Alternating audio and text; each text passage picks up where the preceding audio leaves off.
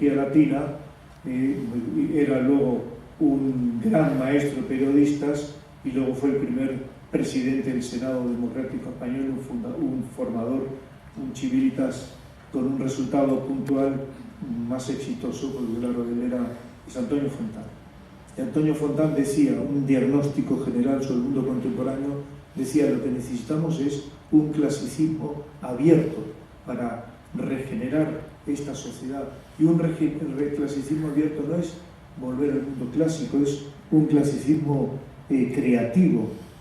Y ya los románticos alemanes, Herder, Goethe, Schiller, decían que el clasicismo no podía ser meramente imitativo, sin vida, que tenía sus limitaciones, pero ellos sabían que había que conseguir infundir un espíritu humanista clásico en la cultura contemporánea. Y si no, ocurre lo que ha ocurrido, que la historia de las ideologías políticas contemporáneas es la historia, yo me dedico a la filosofía política, es la historia de la absolutización de lo relativo. Nosotros tenemos en una universidad a distancia, que es la UNED, que lleva ya muchos años en España, pero está instalada en muchos países, perdón que habla de la competencia en este ámbito. La UNED tiene 220.000 alumnos, es estatal y tiene, digamos, sedes en muchos sitios, es una universidad exigente como es esta. Ahí hemos hecho una experiencia con profesores de otras universidades, que es, partimos de la importancia de la acribia. ¿Qué es la acribia? La acribia es el estudio y selección de las fuentes. Y hemos hecho algo que ya ha cuajado, una colección de 15 tomos publicados por la BAC y la UNED, que es estudiar las fuentes de la formación política a lo largo de la historia. Todavía estamos en fase de seguir avanzando a partir de, concretamente, de Maquiavelo, que es donde nos hemos parado. Pero ahí vemos que esas lecturas nos dan esas traducción crítica de las fuentes auténticas, muchas no traducidas, nos hace descubrir, ya sé que esto es muy negativo, pero nos hace descubrir la historia, lo estereotipada que es la historia oficial del pensamiento político y del pensamiento, digamos, filosófico. Cómo nos han, de algún modo, por falta de rigor en la acribia, nos han contado una historia que no es la verdadera, que es una historia, digamos, acomodada, pero que las cosas no son como a veces nos han contado. Por ejemplo, toda la historia de la Edad Media, ¿no? Que ustedes dicen, no, oscurantismo medieval. Ponte a leer las fuentes de los autores medievales, a ver qué dice después. Ahora mismo está de moda el gran libro del año 2018 en castellano, supongo que aquí sabéis todos bien cuál es, el bestseller en España y algunos países de Latinoamérica, es Imperofobia, de una historiadora llamada Elvira Roca Barea. Lo recomiendo vivamente. Imperofobia es toda la historia de las leyendas negras, cómo nos han engañado, o cómo nos han colocado una historia oficial que no tiene que ver con la realidad en sus fuentes. Y por tanto, yo no me considero intelectual, yo soy un pastor, pero son necesarios investigadores e intelectuales serios que vayan a las fuentes y que nos cuenten, porque hay mucho que aprender todavía, hay mucho que mejorar también en la historia oficial de la filosofía. Voy a terminar ya, porque me voy a entusiasmar y eso es peligroso. Yo la verdad que en Córdoba me impresionó mucho el interés intelectual que tenía la gente cuando estaba aquí, les interesaba todo, intelectualmente era una sociedad muy inquieta, no sé si ha bajado mucho aquello o no, si ustedes están aquí solo por amistad o también por un interés en estos temas, ¿no? Yo hablo un poco del pasado y Gustavo va a hablar más del futuro, pero dentro del debate de las ideas reinantes o de digamos, del humus cultural o pseudocultural actual, de lo que está pasando, podríamos explicar la siguiente secuencia. Pensamos que el marxismo ha sido derrotado, cayó el imperio soviético, cayeron los países satélites del Pacto de Varsovia, habrá caído el marxismo político y vemos ahora que Yo que soy sacerdote y no puedo hablar de política, sí puedo hablar de moral política o prepolítica.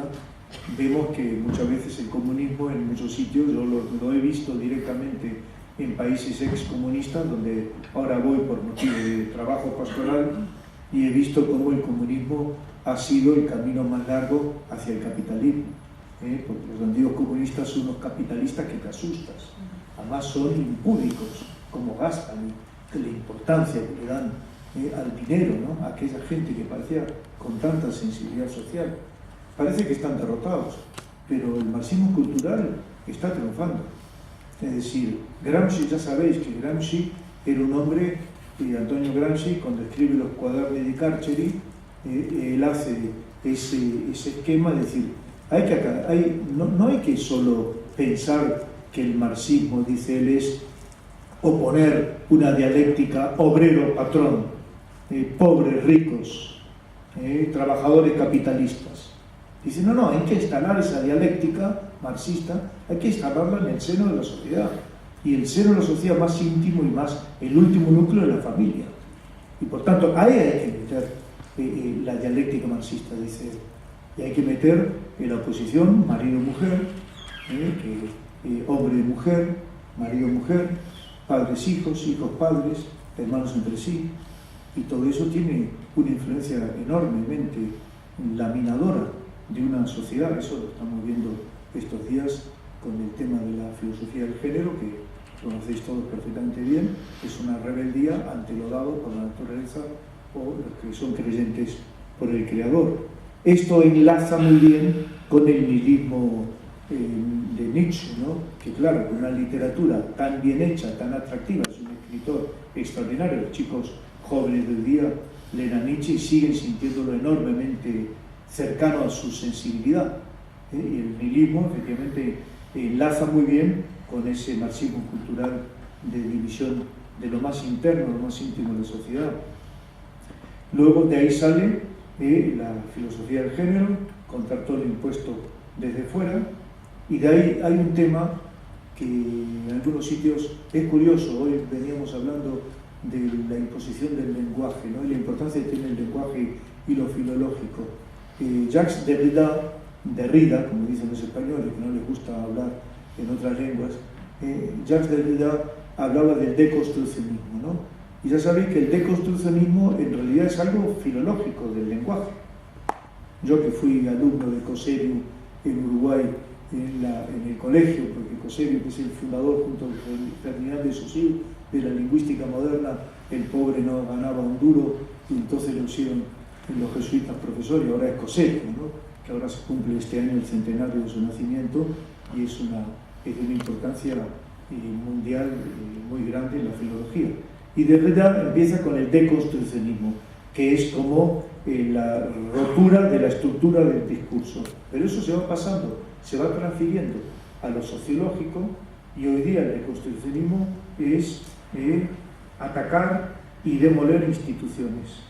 Instituciones como la justicia, instituciones como la policía, instituciones como la iglesia, instituciones como las corporaciones profesionales, para intentar que instituciones como la familia o lo que es la riqueza de una sociedad civil, que son las instituciones intermedias entre la familia y el Estado y el entrelazamiento entre ellos, y entonces eso va produciendo esas consecuencias, una sociedad de individuos, no de personas, que es una despersonalización por una globalización malentendida, el ataque a lo identitario, a las identidades, el no respeto a las identidades, una masa de individuos amorfa, fácil, homogénea, fácil de conducir, donde ciertos poderes quieren. ¿Cuáles son esos poderes? Tenemos que hablar. Yo como sacerdote, perdón que hay en una universidad laica como esta, Chivilita no es confesional. Yo he renunciado 20, 30, 40 veces a Civilitas Europa. No hay manera de que me echen de una vez, ¿no? Porque yo no soy un representante para nada adecuado y significativo. Estoy aquí como profesor de filosofía política y intento de estudiar mucho lo que es la ciencia del buen gobierno.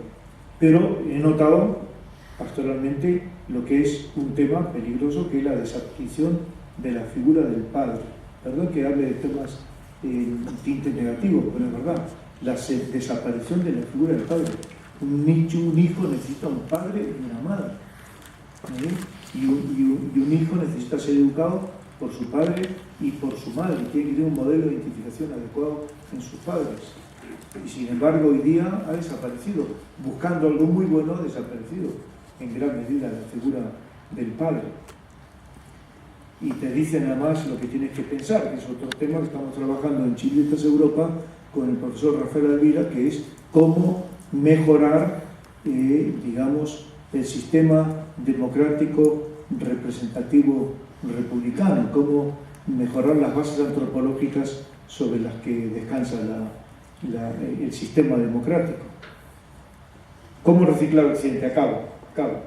¿Cómo reciclar Occidente? Digo varias cosas rápidas. Una, apertura, comprender, primer tiempo, reciclar Occidente, me dijiste tú, primer tiempo, apertura, comprender, exhumar, sacar lo positivo, hacerse cargo de las cosas buenas. Una roca aurífera no deja ser aurífera los pedazos que se han desprendido de ella, y en esta civilización sigue habiendo pedazos de roca aurífera. Y luego entender el signo de los tiempos. Nosotros, al menos los cristianos, y lo hablo con cristianos ahora, tenemos la responsabilidad de intentar ayudar a salvar el mundo contemporáneo en sus valores trascendentes. Y para ayudarlo hace falta amarlo. Y para amarlo no se puede amar lo que no se conoce, hay que entenderlo, hay que comprenderlo. Y recoger todo lo bueno, hacerse cargo. Y todo eso, digamos, si uno filogenéticamente sabe de dónde viene cada variable que puede ser negativa, por eso la importancia del pasado es mucho más fácil a saber abrazar lo bueno. Qué cosa más buena que el respeto a la mujer, y qué cosa más buena luchar contra la violencia doméstica. Eso está fuera de discusión, pero también es verdad que es muy bueno que un matrimonio es entre un hombre y una mujer y abiertos a la vida, y eso es el auténtico matrimonio. Porque claro, vayan ustedes a Europa y vean el invierno demográfico, si usan estadísticas, el invierno demográfico europeo impresionante. Entonces, no puedes decir que el matrimonio no es también entre un hombre y una mujer, y que tiene que estar abierto a la vida, porque si no, ¿qué futuro tiene la sociedad? Y luego, justamente, el segundo momento, que es no ser ambiguos, no caer en falsos sirenismos, claridad con amabilidad, con espíritu, resistir con firmeza, las esencias, la naturaleza como principio de operaciones. Un padre y una madre tienen derecho a educar a su hijo y no que lo eduque el Estado y que además te digan cómo tienes que pensar con un pensamiento único obligatorio, tener ese respeto a la libertad de las personas, y también aquello que decía Juan Pablo II, el pulcrum, la belleza, la importancia que tiene en este mundo difícil, que a veces no le importa, no entienden qué es la verdad, ya no entienden qué es el bien, porque la línea divisoria se ha borroneado bastante por el consumismo materialista, pero por ejemplo el pulcrum, el rescatar la belleza, es una actividad muy universitaria esta, y ya digo, con alegría, con espíritu asertivo y positivo. Hubo un choque de culturas muy fuerte, que fue el adveniente cristianismo con la cultura gnóstica, sobre todo de los griegos. Y hay un gnóstico griego que cuando se choca en el siglo II, principio del III, con el cristianismo, que es Clemente de Alejandría, cuando ve esa nueva civilización, dice: la única obligación del cristiano es la alegría. Dice, la vida de esta gente es un largo día de fiesta. Era gente festiva, alegre, con sentido de la celebración. Exactamente lo mismo que dijo Paul Claudel en el siglo ya avanzado, el siglo XIX, una tarde del día de Navidad en Notre Dame, cuando se convirtió desde el judaísmo, también de raigambre antigua, al cristianismo. Salidas, ya no las voy a decir porque me están aquí censurando con la mirada. Para empezar, ¿qué se puede decir respecto a